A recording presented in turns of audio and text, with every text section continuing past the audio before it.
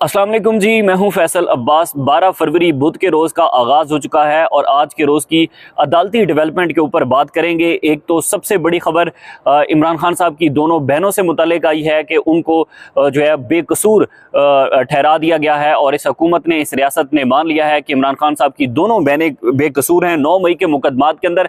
उसी के साथ ही दूसरी अहम तरीन डेवलपमेंट इस्लामाबाद हाई कोर्ट के अंदर के चीफ जस्टिस आमिर फारूक साहब, जिनके चंद ही दिन हैं इस्लामाबाद हाई कोर्ट के अंदर, उन्होंने तफसीली फैसला जारी कर दिया है। 8 सफ़ात का ये तफसीली फैसला जारी किया गया है और ये तफसीली फैसला जो जजेस ने रिप्रेजेंटेशन भिजवाई थी, 5 जजेस ने सीनियरिटी से मुतल्लिक, उससे मुतल्लिक आमिर फारूक साहब ने जो रिप्रेजेंटेशन मुस्तरद की, उसका तहरीरी फैसला जो है वो 8 सफ़ात का जारी कर दिया है। और फिर जस्टिस मोहसिन अख्तर कियानी और स्पीकर अयाज सादिक के दरमियान जो एक बड़ी चफकलिश चल रही है, बयानात चल रहे हैं, उसके ऊपर भी बड़ी अहम तरीन डेवलपमेंट हुई है।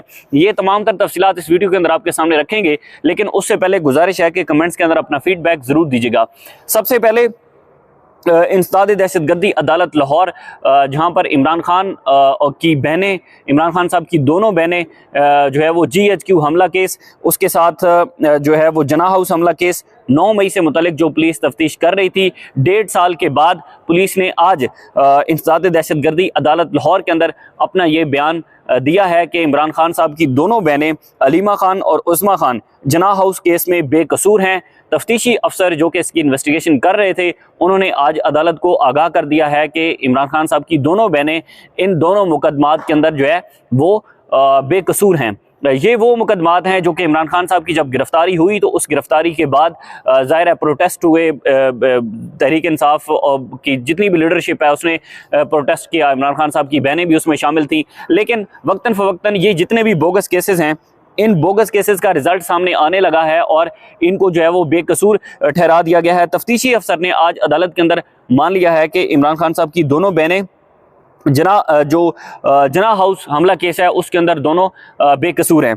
उसी के साथ ही मामला था इस्लामाबाद हाई कोर्ट के जजेस की सीनियरिटी का, कि जो जस्टिस सरफराज डोगर और 2 दीगर जो जजेस हैं उनको इस्लामाबाद हाई कोर्ट के अंदर लाया गया और इस्लामाबाद हाई कोर्ट की वेबसाइट के ऊपर जस्टिस मोहसिन अख्तर कियानी को दूसरे नंबर का जज हटाकर जस्टिस सरफराज डोगर को सीनियर प्यूनी जज जो है वो वेबसाइट के ऊपर जाहिर किया गया। उसके बाद हाई कोर्ट के 5 जजेस ने अपनी रिप्रेजेंटेशन भिजवाई chief justice Islamabad high court justice Aamir Farooq को, और रिप्रेजेंटेशन में ये लिखा गया कि जो जजेस की अपॉइंटमेंट हुई है, जो उनका ट्रांसफ़र हुआ है लाहौर हाई कोर्ट से या फिर बलूचिस्तान हाई कोर्ट से, सिंध हाई कोर्ट से जो 3 जजेस आए हैं, उन जजेस की जो सीनियरिटी है, उन जजेस की सीनियरिटी देखी जाएगी जिस दिन से उन्होंने इस्लामाबाद हाई कोर्ट के अंदर वो अपॉइंट हुए। उन्होंने नया हलफ लेना होगा। इस मामले के ऊपर जो है वो 5 जजेस ने रिप्रेजेंटेशन भिजवाई थी, justice Mohsin Akhtar Kiani, justice Tariq Mahmood Jahangiri, justice Saman Rifat sahiba, justice Babar Sattar और जस्टिस सरदार एजाज इसा खान साहब ने।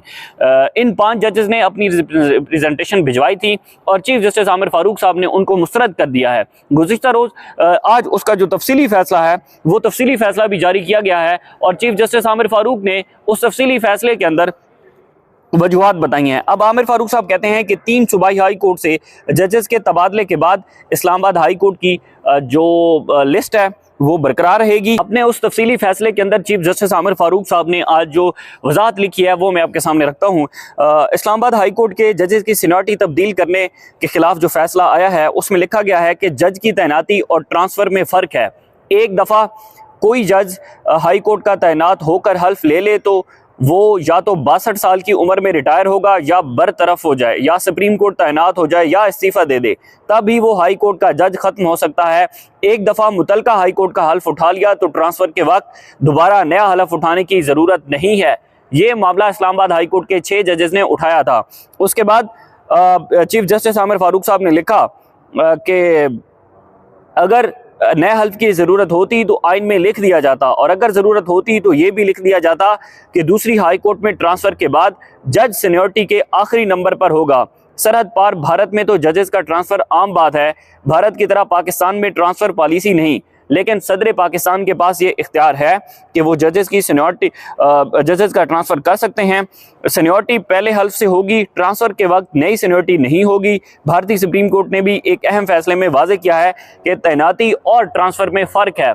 चीफ जस्टिस आमिर फारूक साहब उन 5 जजेस को ये जवाब दे रहे हैं कि भाई आपने जो सीनियरिटी का मामला उठाया है वो मुस्तरद किया जाता है। 5 जजेस से बदला लिया जा रहा है, उन 6 जजेस से बदला लिया जा रहा है जिन्होंने एग्जीक्यूटिव के खिलाफ जो है वो लिखा। उसके बाद मामला दूसरा बड़ा अहम है कि जो गुज़िश्ता रोज़ CSS के एग्ज़ाम के अंदर जस्टिस मोहसिन अख्तर कियानी साहब ने रिमार्क्स दिए। उन्होंने कहा कि पिलर्स ऑफ द स्टेट के ऊपर बात की जाती है तो पिलर्स ऑफ द स्टेट जो हैं वो बिल्कुल कोलैप्स कर चुके हैं। उन्होंने कहा कि अदलिया, एग्जीक्यूटिव, पार्लियामान इस वक्त मुकम्मल सारी चीज़ें जो है वो हवा में हैं, कोलैप्स कर चुकी हैं।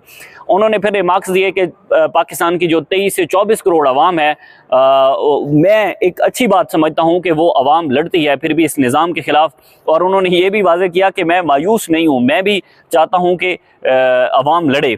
तो उस पर हमने देखा कि जो कौमी असम्बली के अंदर स्पीकर अय्याज सादिक साहब हैं, उन्होंने फिर वो मीडिया रिपोर्ट्स के ऊपर बात की और उन्होंने कहा कि जनाब ये जज साहब, मज़ीद जज साहब ने जो है वो ये बात की है तो उनको बताया जाए कि पार्लियामान चल रही है। लेकिन बड़ी बदकिस्मती है कि जज साहब के एक रिमार्क्स जो है वो तो स्पीकर अय्याज सादिक साहब को नज़र आ जाते हैं और 3-4 लोगों के जो ट्वीट्स हैं किए हुए वो स्पीकर साहब तक पहुँच जाते हैं। लेकिन रात के अंधेरे में जब पार्लियामेंट की बत्तियां बुझाई जाती हैं और बगैर नंबर प्लेट के गाड़ियां उस पार्लियामेंट हाउस के अंदर दाखिल होती हैं, बत्तियां बुझाकर वहां से तहरीक इंसाफ के MNAs को गिरफ्तार किया जाता है और गिरफ्तार करके उनको लेकर जाया जाता है। वहां पर जो पार्लियामान है उसका तगद्दुस पामाल नहीं होता, वहां पर पार्लियामान पर कोई हमला नहीं होता। सिर्फ अगर जज साहब के 2 जुमलों के जो रिमार्क्स हैं वो पार्लियामान के अंदर बड़ा एक हमला करार दिया जा रहा है उसको, और जितने भी सोशल मीडिया अकाउंट्स हैं उन अकाउंट से बाकायदा तौर पर एक ट्रोलिंग शुरू हो चुकी है कि जजेस जो है वो अदालतों के अंदर बैठकर पार्लियामान पर हमला करते हैं। और पार्लियामान के ऊपर जब हमला हुआ तो उस वक्त स्पीकर अय्याज सादिक साहब जो है वो खामोश होकर बैठे रहे कि उन पर जो तहरीक इंसाफ के MNAs को पार्लियामान की बत्तियां बुझाकर और बगैर नंबर प्लेट के गाड़ियां घुसी उन्होंने गिरफ्तार किया, उसके ऊपर अभी तक कोई एक्शन नहीं हुआ। उसके बाद तहरीक इंसाफ के सेनेटर के प्रोडक्शन ऑर्डर जारी हुए। प्रोडक्शन ऑर्डर जारी करने के बावजूद आप पार्लियामान की बात करते हैं। पार्लियामान का अंदाज़ा यहाँ से लगा लें कि प्रोडक्शन ऑर्डर जारी होते हैं, उसके बावजूद जो है वो सेनेट के अंदर पेश नहीं किया जाता तहरीक इंसाफ के सेनेटर को।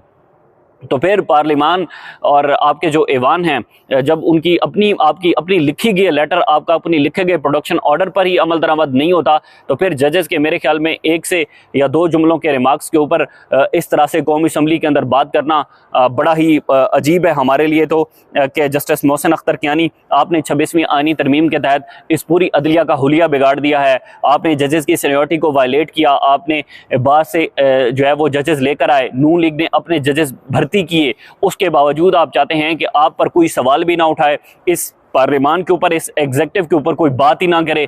तो फिर आप जो है वो अपने सोशल मीडिया अकाउंट्स के थ्रू उनकी ट्रोलिंग भी जजेस की करवाते हैं और फिर आप कहते हैं कि पार्लियामान के ऊपर बड़ा हमला है कि किसी जज ने अगर एक जुमले के रिमार्क्स दे दिए हैं। लेकिन 26वीं आईनी तरमीम करके इन अदालतों को कंट्रोल कर लिया गया है और अदालतों के अंदर नून लीगी और एग्जीक्यूटिव के अपने जजेस भर्ती कर दिए गए हैं, उसके ऊपर कोई बात नहीं होती। बहरहाल मजीद जो भी तफसीलात होंगी आपके साथ शेयर करते रहेंगे। मुझे इजाज़त दीजिए, अल्लाह हाफ़िज़।